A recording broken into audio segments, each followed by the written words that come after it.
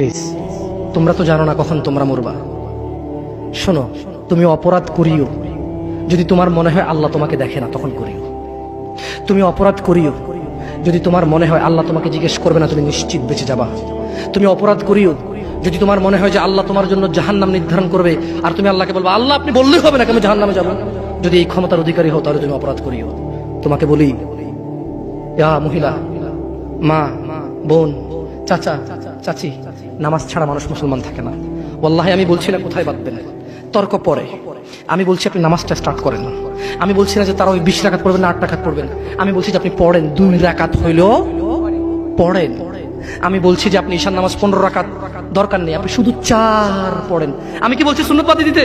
আমি বলছি যে তুমি পড়ছো না, শোনো, ভয় পেও না, ঈশার নামাজ 15 রাকাত তোমার উপরে ফরজ নয়। আমি তোমাকে না করছি না 15 রাকাত পড়তে। আমি বলছি যে তুমি নামাজই পড়ো না, 4 পড়ো। এই 4 রাকাত ঈশা না পড়লে তুমি মুসলিম নও। 3 রাকাত মাগরিব না পড়লে তুমি মুসলিম নও। 4 রাকাত আসর না পড়লে তুমি মুসলিম নও। দেখো, আমাকে দোষ দিও না। বুখারী খোলো, সালাত অধ্যায়ে যাও, আযান অধ্যায়ে যাও। আল্লাহর নবী বলেছে তারা ওরা কাফির, ওরা মুশরিক, ওদের আর আমি মুহাম্মদুর রাসূলুল্লাহ সাল্লাল্লাহু আলাইহি ওয়াসাল্লামের উম্মতের মধ্যে পার্থক্য হচ্ছে নামাজ। ও সাহাবা, ও উম্মত, তুমি চিনবা মুহাম্মদের উম্মতকে সাল্লাল্লাহু। ও আমার উম্মত, তুমি কি আমার উম্মতকে চিনতে চাও? শোনো, তারা যারা আমার উম্মত না, আর এরা যারা আমার উম্মত, ওটা আমার উম্মত যারা নামাজ পড়ে না আমার উম্মত। তুমি আল্লাহর নবীর উম্মত ছাড়া কিভাবে মুসলমান হবা? তোমাকে আমি বলি নামাজটা ছাড়ি প্লিজ। তুমি যে যে অপরাধে লিপ্ত আছো ছেড়ে দাও, চেষ্টা করো, কিন্তু নামাজটাকে তুমি এখন থেকে করবা। তোমার ফজর মিস হওয়া চাই না। তুমি যদি সারা জীবন নামাজ না পড়ো আমার যায় আসে না। তুমি যদি সারা জীবন নামাজ পড়ো আমার কিছু লাভ আছে।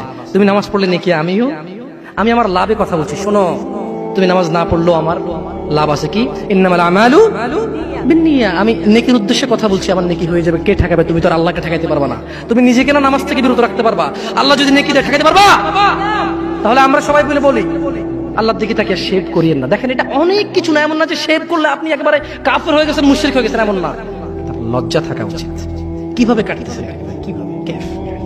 মহিলার ওঠে না, আপনার ওঠে, কেমনে কাটতেছেন? গলা কেটে দিবেন? কাটবেন না কেন? এটা হারাম। এটা কাটাও তো হারাম। শুকর খাওয়া কি হারাম? এই যুবক, তুমি দাঁড়াও, সবাই লক্ষ্য করবেন না, ওকে কেউ ভিডিও করিও না, পরে লজ্জা পাবে ইন্টারনেট আসলে। তোমাকে এখন শুকরের মাংস দেবো, খাবা? কেন খাবা না? জোরে বলো। আপনি শুকরের মাংস খাবেন? আপনি কুকুরের মাংস খাবেন? কেন খাবেন না? কেন? কেমন হারাম? শুকরের মাংস খাওয়া কি হারাম? এই এখানে তাহলে আর বলছি না, কেউ কি রাজি হবে তার বোনের সাথে জানা করতে? কেন? কেন? কেন? কেন? তো নামাজ না পড়া কি? শুকরের মাংস খাচ্ছ না হারাম দেখে নামাজ ছেড়ে দিচ্ছ, তো সেটা তো হারাম। তার মানে তোমার যদি স্বাদ লাগতো, তোমার বাপ মায় যদি শুকরের মাংস খাইতে, তুমিও খাইতা, হারাম আর বাস্তা। তোমার বাপ নামাজ পড়ে না যুবক, তাই তুমি নামাজ পড়ো না। তোমার বাপে ভাত খায় তাই তুমি ভাত খাও। পাকিস্তানের রুটি খায় তাই ওরা রুটি খায়। চাইনিজরা এইভাবে লাঠি দিয়ে খায়, ওরা লাঠি দিয়ে খায়। শোনো, তুমি বলতে চাচ্ছ তুমি শুকর খাও না কারণ এটা হারাম, তুমি মিথ্যু। তুমি একটা চরম মিথ্যাবাদী, ধোঁকাবাজ। তুমি বলছো তুমি শুকর খাও না, এটা হারাম না? তাহলে তুমি নামাজ না পড়ো তো হারাম, তুমি কেমনে ছেড়ে দিচ্ছ? এই যুবক, তোমাকে যদি বলে ন্যাংটা হয়ে হাঁটো, হাঁটবা? কেন? কেন? কেন? ন্যাংটা হয়ে কেন হাঁটবা না? কি নোংরা কাজ? নামাজ পড়ো না, তোমার শরম লাগে না? শুকরের মদ কি রাস্তায় হেঁটে মদ খেতে পারবে? কার সাহস আছে? এখানে সাহসের অভাব নেই, বাপরে বাপ, এই কথা বলে আবার কারো সাহস জায়গা দিতে চাই না। তবে অনেকেই চাইবে না, অনেকেই। কেন শরম? কেন? কারণ কেউ যদি রাস্তা দিয়ে হেঁটে হেঁটে মদ খায়, ওর সাথে কেউ মেয়ে বিয়ে দিবে? কেউ? আপনি রাজি হবেন? রাস্তায় ভাবে মদের বটল নিয়ে হাতে হাতে মদ খায়, এর কাছে মেয়ে বিয়ে দিবেন?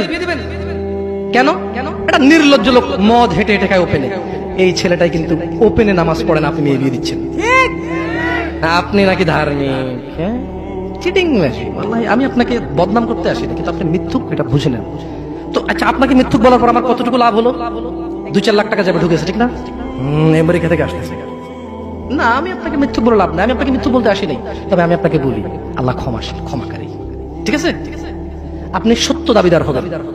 একটা ছেলে প্রকাশ্যে মদ খেলে আপনি তার সাথে মেয়ে বিয়ে দেন না, একটা ছেলে প্রকাশ্যে নামাজ আদায় করে না।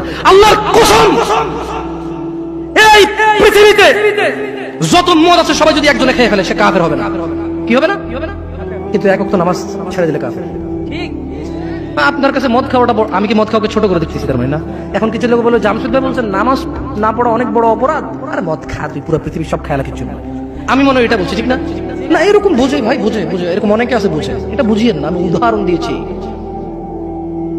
শরম করুন। আপনি বাপের সামনে সিগারেট খেতে লজ্জা করে, বাপের সামনে বেনামাজি থাকতে লজ্জা করে না। আপনারা আপনার স্ত্রীদের সাথে যে ঘুমান, ছেলে সন্তানের সামনে ঘুমান, লজ্জা করে, কিন্তু ছেলের সামনে বেনামাজি থাকেন, লজ্জা করে না। আপনি বুঝেন, এই পৃথিবীতে লা ইলাহা ইল্লাল্লাহ বলার পরে, লা ইলাহা ইল্লাল্লাহ বলার পরে, ওয়া আন্না মুহাম্মাদুর রাসূলুল্লাহ বলার পরে শিরক, আল্লাহর সাথে অংশীদারিত্ব হচ্ছে সবচেয়ে বড় অপরাধ।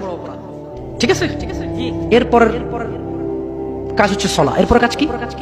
নামাজ, এরপর কাজ কি? নামাজ।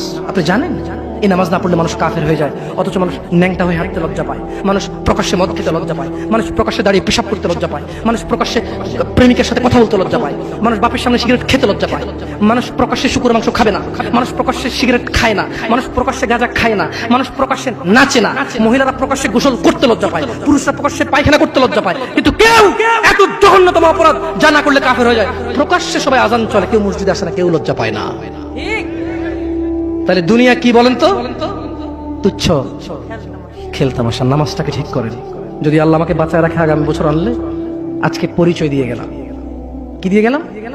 আমার নাম জামশেদ মজুমদার, এটাই আমার চলে, কোনো আলেম মোল্লা মুন্সি তেমন কিছু না, কোন রকমের যা পারি তা বলি। যদি আপনাদের প্রয়োজন হয় ভবিষ্যতে ডাকবেন। আজকে আল্লাহ ভীতি নিয়ে কথা বলে গেছি, পরবর্তী সময় আসলে ইনশাআল্লাহ কোন আমাল করলে মানুষ জান্নাতে যাবেই যাবে, এটা নিয়ে কথা বলবো ইনশাআল্লাহ। আসসালামু আলাইকুম ওয়া রাহমাতুল্লাহ ওয়া বারাকাতুহু। আমি তো হারাম রিলেশনশিপ, লা লা লা এগুলো বলা আছে অনেক। শুফ, হারাম রিলেশন না, যারা প্রেম প্রীতি করে এগুলো নিয়ে, না না না, তাহলে এটা মানে পরকিয়া। আমাকে দেখেছি কই প্রশ্ন কোথায়? না, প্রশ্নটা লিখতে বলেছিলাম তো লেখা হয়নি। পরকিয়া করতে। আচ্ছা, একটা প্রশ্ন করি আপনাদেরকে। প্রশ্নটা হচ্ছে, ঘুকে বিসমিল্লাহ বলে খেলে হারাম হালাল হবে? কি হাসতেছেন? ঘু বিসমিল্লাহ বলে খেলে হারাম হবে না হালাল হবে? হারাম হবে। কেউ যদি জিনা করতে যায়, যদি বলে যে বিসমিল্লাহ আল্লাহুম্মা জান্নিবনা শাইতান ওয়া জান্নিবিশ শাইতানা মা রাযাকতানা, জিনাটা হালাল হয়ে যাবে? হ্যাঁ। কেউ মক্কা শরীফে গিয়ে কাবার পাশে বসে যদি মদ খায়, হালাল হয়ে যাবে? আপনার সাথে পুরুষে কথা বলা গুনাহ, পুরুষ মহিলার সাথে কথা বলা গুনাহ, তো এটা কিভাবে হালাল করবেন? একটা ছেলে বলতেছে যে হুজুর আমরা প্রেম করি, বিয়ে করলে হালাল হয়ে যাবে না? আমি বললাম বলদ, বিয়ে করলে তোর প্রেমটা হালাল হবে না, ওটা তো গুনাহ। তুই কবুল বলার 1 সেকেন্ড আগ পর্যন্ত এগুলো সব গুনাহ ছিল। কবুল বলছস, কবুল না বলে যে কাজ করেছিস আর কবুল বলে যে কাজ করবি, পার্থক্য হচ্ছে কবুল বলার পরে যতগুলো করবি এগুলো আর হারাম হবে না, কিন্তু কবুল বলার আগে যা করছিস সবই হারাম। হারামকে কখনো হালাল বানানো, হারামকে কখনো হালাল বানানো যাবে না। বরঞ্চ এটা করতে পারিস যে আমি হারামে ছিলাম, আমি এখন এটা হালাল করেছি, আল্লাহ তুমি আমার হারামটাকে ক্ষমা করো। হারাম কখনো হালাল হবে না। আসসালামু আলাইকুম ওয়া রাহমাতুল্লাহি ওয়া বারাকাতুহু।